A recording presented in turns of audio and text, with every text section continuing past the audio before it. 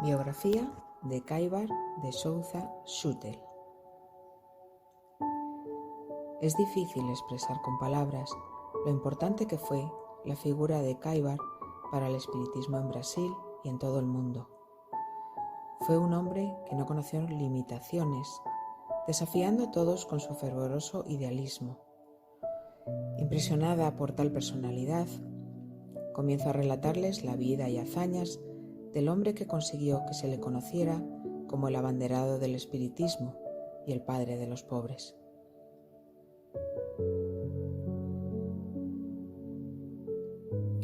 Caibar de Souza Schüttel nació en São Sebastião de Río de Janeiro el 22 de septiembre de 1868, hijo de Antero de Souza Schüttel y de Rita Tavares Schüttel, siendo de origen suizo-francés por parte de su abuelo.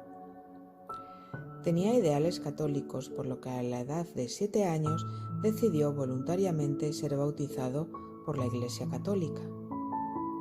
Su padre, un hombre bohemio que le gustaban los juegos de azar nocturnos, desencarnó cuando Schüttel contaba tan solo con 10 años. Por entonces, su madre estaba embarazada de su hermano Antero y desdichadamente falleció a los pocos días de dar a luz al bebé por fiebre puerperal. Con la muerte de su madre, Caibar, junto con su hermano, se fueron a vivir a Río de Janeiro con su abuelo paterno, el doctor Henrique Schüttel, señor de posibles y muy estricto en todos los aspectos. Caibar comenzó a estudiar en el Colegio Pedro II, pero allí no se adaptaba bien, eran muy rigurosos en los estudios, y él no era un buen estudiante, era inquieto y travieso. Sin embargo, cuando quería sacar buenas notas, nadie lo alcanzaba. En 1880, con 12 años, abandona la escuela y se coloca como aprendiz en una farmacia, profesión que adoptaría para toda su vida. Allí se especializó en farmacéutico práctico, conociendo el manejo de jarabes, pociones y esencias y la nomenclatura de los medicamentos. En su adolescencia tuvo una vida parecida a la que vivió en casa con su padre, bohemio, trasnochador y libertino. Salía de la farmacia y se iba a la playa, con un club de carnaval, y a veces iba a trabajar sin descansar. Este ritmo de vida comenzó a debilitar su salud física y a raíz de una tos que no desaparecía fue al médico. Este claramente le dijo: «Señor Schüttel, o se va de Río de Janeiro inmediatamente o disponga su tumba, porque se encuentra a un paso de la tuberculosis. Salga ya de Río». Asustado por lo que el médico le había dicho, decidió marcharse de Río. Fue a la estación de ferrocarril y, comprobando los trayectos férreos, eligió el sitio que estaba al final de la línea: Araraquara. Llegó a Araraquara en 1891 a la edad de 23 años. Preguntó por la mejor farmacia de la ciudad y le hablaron de la farmacia Moria. Allí es donde se dirige para pedir trabajo, y en cuanto ven la valía que tiene el joven, comienza a trabajar. 2 años después, su patrón le hace una advertencia que le parece injusta, por lo que decide dejar la farmacia y comienza a trabajar tirando de carros de verdura por la calle. Es aquí donde demuestra su gran orgullo, ya que en la farmacia era apreciado y respetado por su gran eficacia, y si hubiese querido, lo hubieran vuelto a contratar sin miramientos. Al final, decide abandonar Araraquara y se va a Piracicaba, donde trabaja en la farmacia Nieves. El propietario de esta farmacia es hermano de Oseas Castro Neves, el cual tiene contacto con el espiritismo, y por él, Schüttel tiene conocimiento de la existencia de la doctrina espírita. En 1894 vuelve a Araraquara. En 1895 pasa por Itápolis y finalmente en 1896 con 28 años, llega al pequeño asentamiento de Matao, en el cual viviría 42 años y donde se instaló con una pequeña farmacia. Aquí se convirtió en parte de la sociedad local, apreciado y querido por sus vecinos, por lo que en 1898, cuando cuenta con 30 años, Matao pasa de ser aldea a municipio, creándose un ayuntamiento. Caibar pasa a ser concejal y posteriormente su primer alcalde en intervalos periódicos hasta el año 1900. Trabajó incansablemente por el progreso de esta localidad, participando de la política durante algunos años honradamente.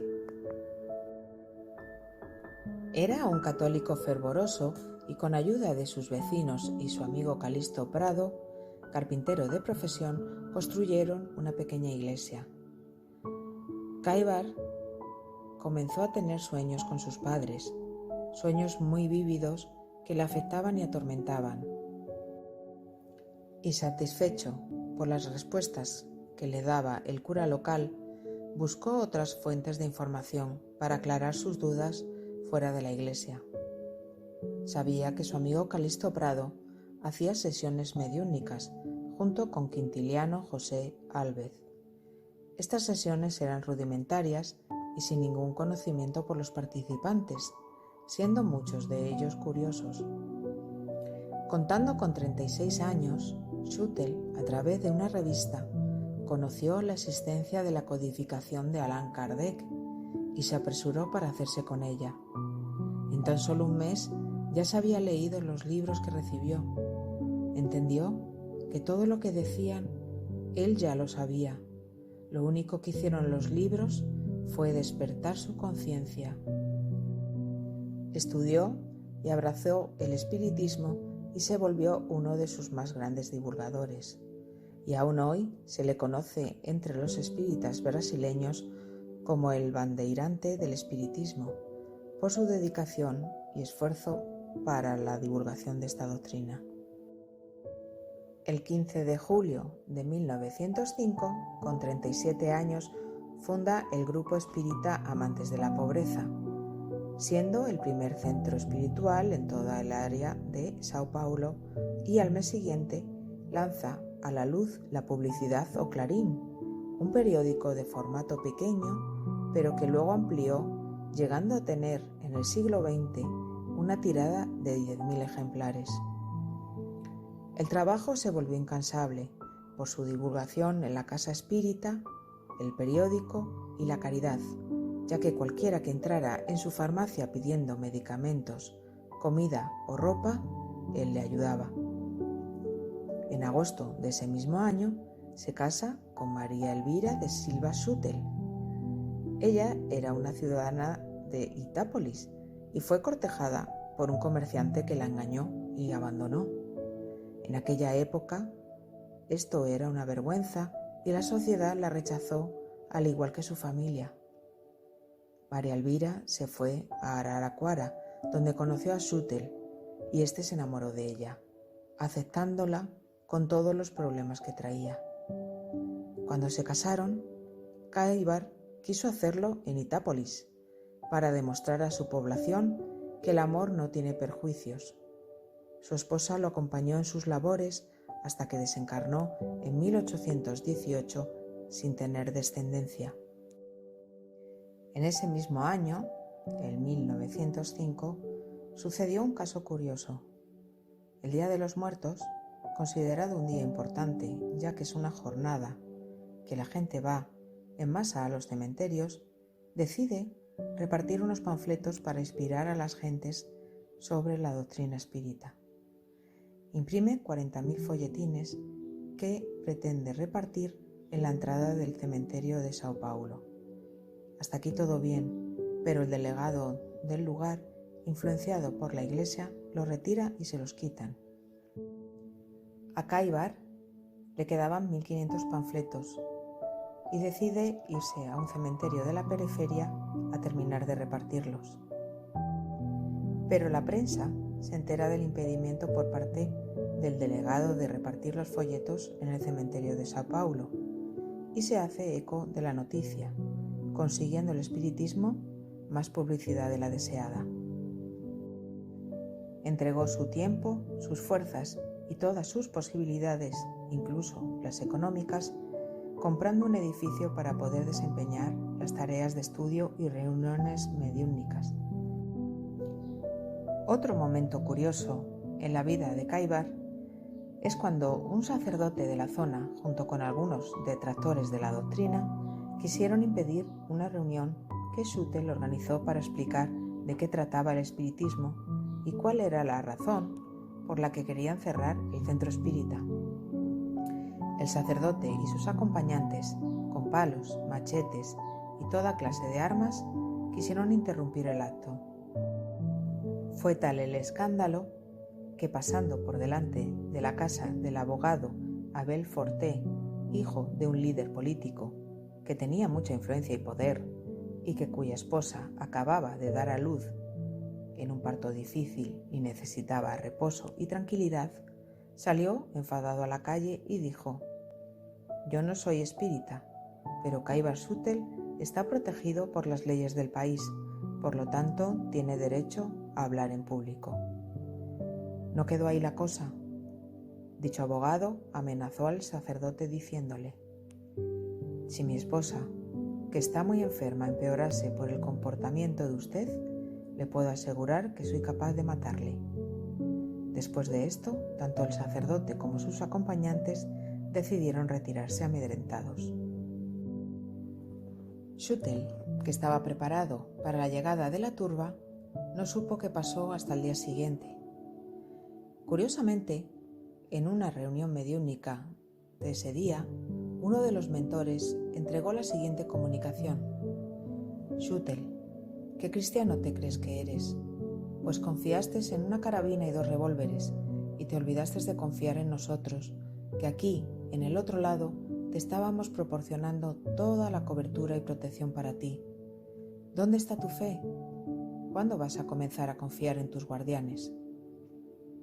Kaibar no había dicho a nadie que detrás de la mesa estaban las armas que había escondido por temor a la revuelta.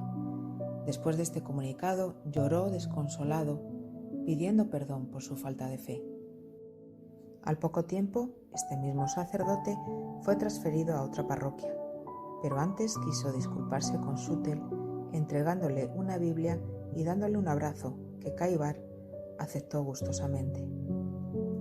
En 1912, a sus 44 años, Schutel, que disponía de su inteligencia para auxiliar al prójimo y ofrecía su corazón, socorriendo a los pobres y a los enfermos con gran dedicación, fundó un pequeño hospital para atender a los necesitados. Lamentablemente, como no tenía subvención del gobierno, tuvo que cerrarlo. Con 46 años comenzó a visitar a los presos de la cárcel pública de Matao, donde le llamaban cada vez que un preso presentaba un brote psicótico. En 1917 amplió su actividad con los detenidos de la cárcel de Araraquara, donde impartió hasta conferencias. En una ocasión, que debía de atender una cita urgente en la capital y tenía que coger el tren, se encontró con 2 policías que escoltaban a un ciudadano. Él, tan solo con verlo, se dio cuenta que tenía una obsesión y que no era un delincuente. Schutel le preguntó a los agentes que a dónde lo llevaban y contestaron que a un hospicio por su demencia. Él se ofreció a hacerse cargo de este hombre y se lo llevó a casa, dejando de lado sus obligaciones en la capital. Al cabo de unos días de tratamiento, el chico se recuperó de una feroz obsesión que él sabía cómo tratar. Aparte de la divulgación de la doctrina a través de folletines, el periódico y charlas, entre los años 1936 y 1937 fue pionero en un programa espírita a través de la radio Cultura de Araraquara, con un ciclo de 15 conferencias que posteriormente publicó. El 15 de febrero de 1925, a la edad de 57 años y llevando viudo ya 7, fundó con el apoyo moral y material de su amigo Luis Carlos de Oliveira Borges la Revista Internacional de Espiritismo, dedicada a los estudios anímicos y espiritistas, Esta revista contó con la colaboración de eminentes representantes internacionales. Entre los años 1911 y 1937 escribió una cantidad importante de libros, entre ellos títulos como Espiritismo y Protestantismo, Histeria y fenómenos psíquicos, El diablo y la Iglesia, Médiums y mediunidad, Génesis del alma, Materialismo y espiritismo, Hechos espíritas y las fuerzas X, Parábolas y enseñanzas de Jesús, El espíritu del cristianismo, La vida en el otro mundo, Vida y hecho de los apóstoles y por último las conferencias radiofónicas.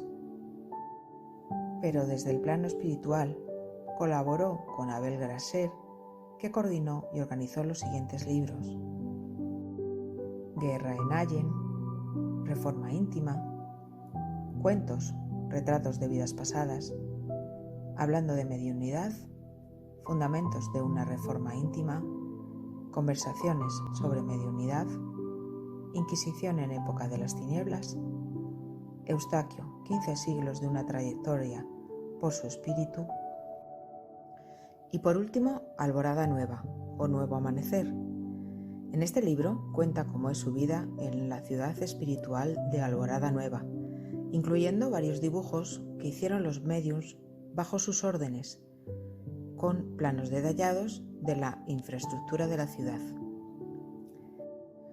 Sabiendo que estaba pronta su partida, daba testimonio de su fe inquebrantable, la certeza de la misión cumplida y que su trabajo continuaría.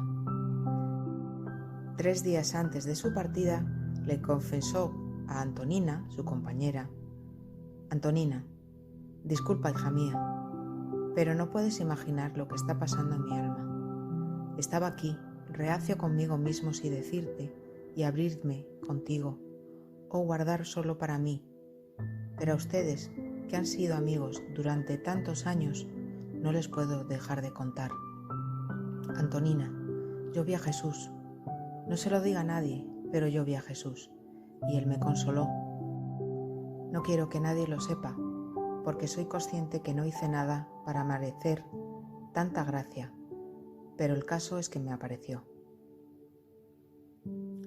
Después de una corta enfermedad, desencarnó en Matao, Brasil, a la edad de 70 años, el 30 de enero de 1938 a las 4:15 de la tarde. 20 minutos después de su fallecimiento, el señor Urbano de Asís Xavier, discípulo de Schüttel, sintió su presencia. Urbano, consuela al pueblo, estoy muy satisfecho, dijo. Al día siguiente por la mañana, cuando su cuerpo estaba a punto de ser movido, Schüttel se comunicó de nuevo a través del señor Urbano, dando el siguiente mensaje.